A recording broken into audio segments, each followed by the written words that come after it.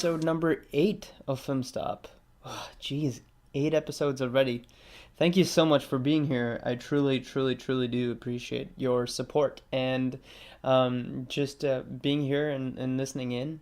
If you have any comments, if you have any messages you want to share, feedback, you know where to find me. It's SURAJ1912 on Instagram, SURAJ on Twitter, and of course, you have the Facebook community to join us at. So, today I thought we'll talk about a new series that came out, I think, a week and a half ago, and really just dive into a review and discussion of the same. And it's going to be my efforts to try and convince you to watch it. So, the series is Made in Heaven, and for those of you who don't know, it's a show that is on Amazon Prime. And so if you have Prime membership, you have access to it. It's an Indian TV show. It's part in Hindi, part English, and it's produced by Excel Entertainment. So that's Ritesh Sidhwani and Farhan Akhtar and his sister Zoya Akhtar, and her production house with Rima Kakti, which is Tiger Baby. Tiger Baby just produced Gully Boy too, and this seems like so it isn't Excel Entertainment's first foray into the Amazon sort of web series world. They've made Inside Edge before, which was hugely popular, coming back for a second season, and I believe they also made Mirzapur. Someone out there will correct me on that, but anyways, so Made in Heaven is the story of two wedding planners who plan weddings for the upper echelon of Delhi society. And as they plan these weddings, these are different weddings that they're planning every episode almost. They're also sort of trying to solve the problems that come up during the weddings, also their own lives and their own sort of rabbit hole of life that they're sort of fighting, and inner demons that they're fighting. And the core cast consists of Arjun Mathur, who you may have seen in Brij Mohan Amar Rahe,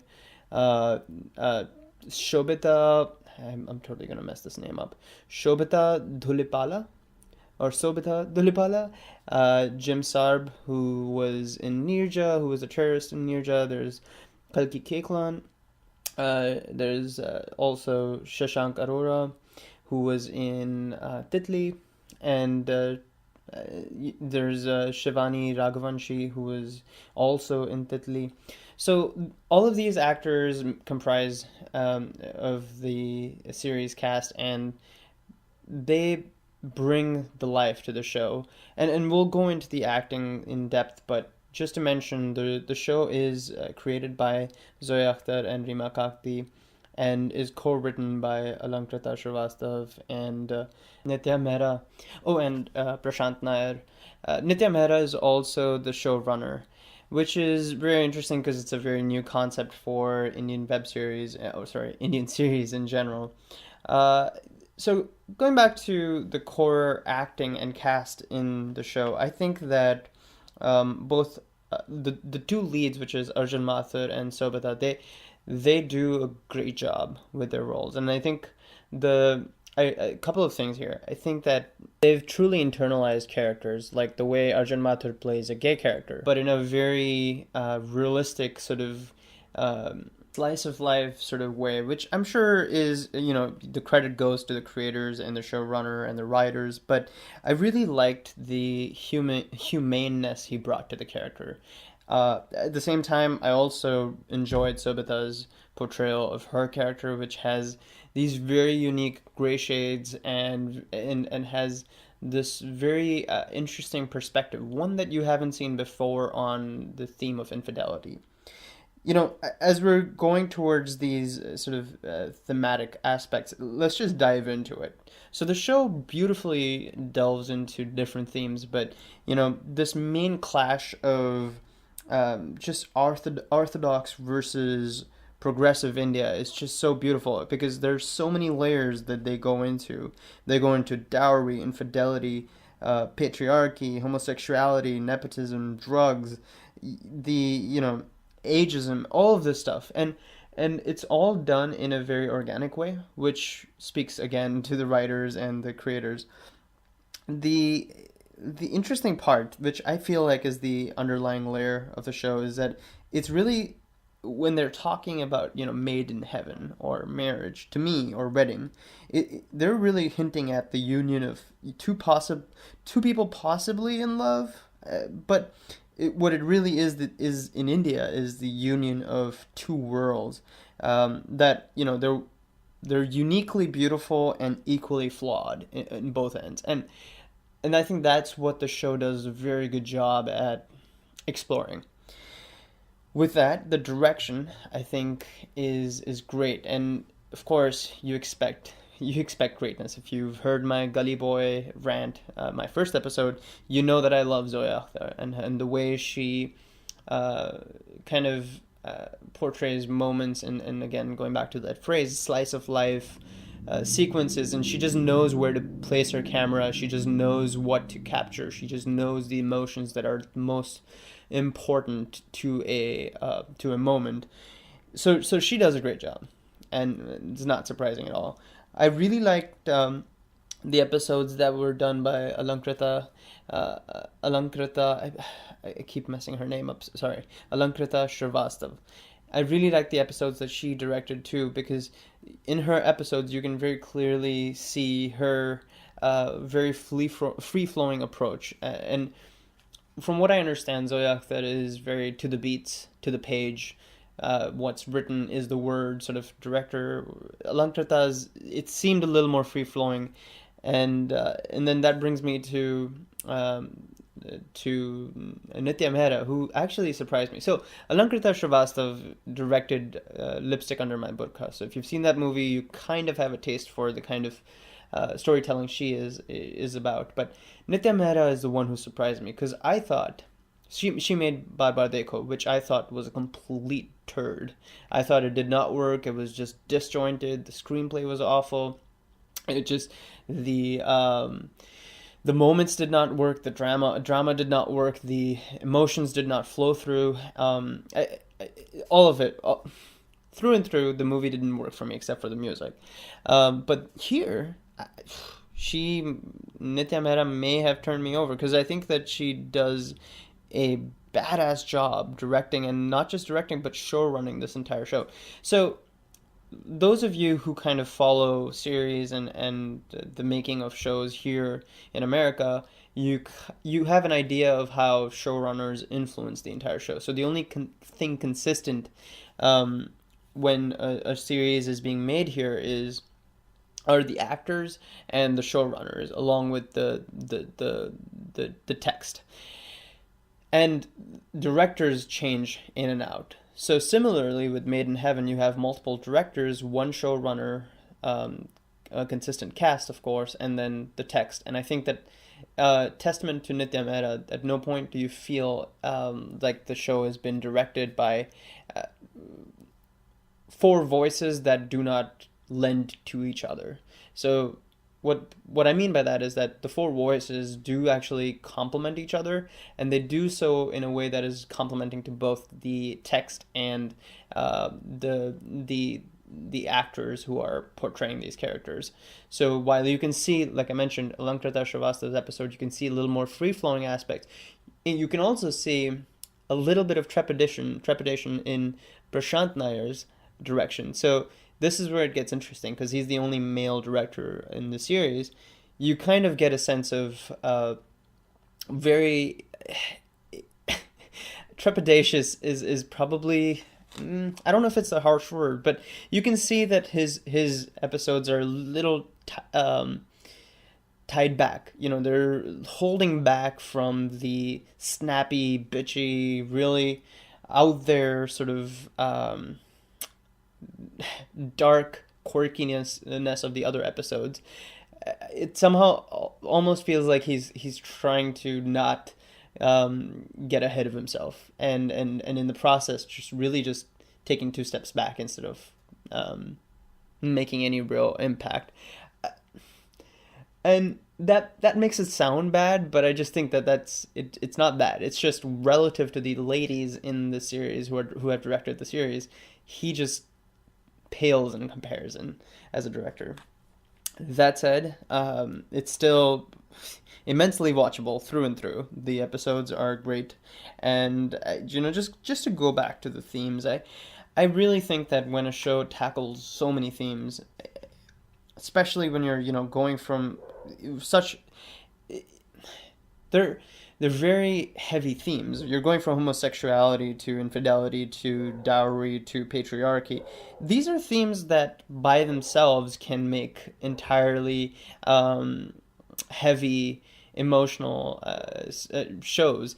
But I think by the way the text is, the way it's been written, the layers, they really work. They complement each other through and through, and testament to the actors, of course. But that that makes the show a lot more interesting and exciting to watch. Another actor that I briefly mentioned, I briefly mentioned at the top of the episode, who I think does a great job is Shivani Raghuvanshi, and I think so. Her name is Jazz, and she was in Titli too. She and her co-actor from Titli, which is Shashank Arora, they highly impressed me. These are characters that are, at least for Shashank is very dissimilar to the character he played in Titli. I just felt like they both were so they were so one with the inner core of the character. For by that what I mean is Shashank, without divulging too much, Shashank is also a very interesting. He's almost like the audience. Who is also commenting as the show is going on? He's also commenting on what's happening. He he plays or he represents a version of the milieu that the show is based in that is both judgmental um, and um, questioning ones who do judge. I know it sounds a little weird, but he really represents hypocrisy in Indian society, and I think he does it very well. Where you don't feel like it's jarring, but he represents a version of the millennial sort of. I'm a millennial too, so don't think that I'm dissing on us. But basically, he represents this dichotomy, this brain of like the Indian millennial is sort of perennially confused because we're coming from this um, version of life where we see certain things and we want to raise our voices against it, and we call out people who are judging other people, but at the same time we're in many ways doing pretty much the same thing in terms of judging acts and as they're going on and judging others. Um, Anyways, I'm going into a rabbit hole with his character, but I really think that it's a really interesting character, well written and well rounded. I loved Vinay Pathak in the show. I think with just a few expressions, he said so much, so much, and then he gets this one scene which is beautiful towards the I guess last third of the show, but he gets this beautiful dialogue that he uh, gives off to Arjun Mathur, and in that one scene he just won me. He just absolutely won me. Anyways, so hopefully I've covered a lot of these portions, but talking about dialogues, I do want to mention that I just loved how free flowing they were, how real and easy they were. The show is co-written by these ladies too, so of course kudos to them. The music is very interesting, and this is one that I'd like to mention just because by the end of the series, I really started liking the theme track. It shows up often in the show, but it's very interesting because it's both melancholic and joyous in its sort of essence in the show, and I think they use it really well. Um, Finally, just to sum it all up, I think it's a show that if you're looking for something new to watch, and you haven't found something, it's a show you should definitely give a try, and just watch it with an open mind. Whatever the trailers say, whether or not it seems like it's your cup of tea or not, just watch one episode, and I'm sure there's going to be enough for you to be hooked in there. Some sequences are all too real and scary, so be aware of that. Be aware that there is some very intense gut punches packed in the show. Um, and they're dramatic gut punches, so I don't mean like gore and all of that stuff, but there it's a show that definitely leaves you wanting more, thinking hard, and just and and feeling like you definitely um you're definitely left with certain emotions that you carry post the show. With that, we're at the end of this very long long review. Hopefully you stuck around, and if you have already seen the show, then leave comments, or or if you disagree with what I think about the show, then again leave comments on our Facebook page. You can also again find me on Twitter and Instagram. Twitter it's SURAJS Prakash. On Instagram it's SURAJ1912.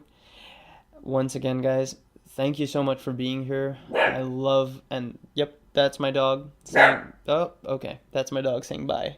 Have a good night, guys. Take care.